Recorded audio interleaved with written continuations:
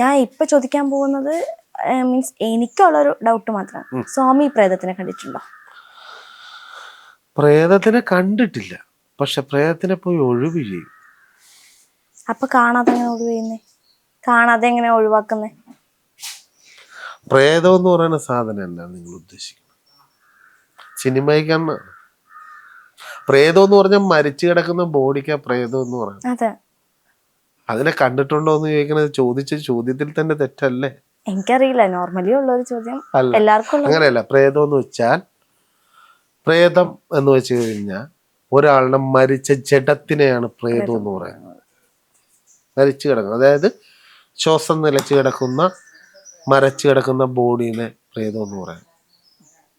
അപ്പൊ ഒഴിവാക്കാൻ പോകുന്നത് എനർജീസ് ആണോ? Negative energy. നെഗറ്റീവ് എനർജി നമ്മൾ സിനിമയിലൊക്കെ ചിലവർക്ക് കാണാൻ പറ്റുമെന്ന് പറയുന്നുണ്ട്, നിഴലായിട്ട് കാണാൻ പറ്റും, അത് കാണാൻ പറ്റും.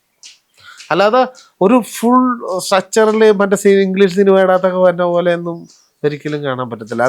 അത് തെറ്റിദ്ധാരണയത്. അതായത് നമുക്ക് ബ്ലൈൻഡ് ആയിട്ട് നമുക്ക് കാണാൻ പറ്റും, ഒരു പുകമറ പോലെ നമുക്ക് ഒരു രൂപം നമുക്ക് കാണാൻ പറ്റും. പിന്നെ ശരീരത്തുണ്ടെങ്കിൽ നിങ്ങളുടെ ഭാവത്തിന് മാറ്റങ്ങൾ ഉണ്ടാവും.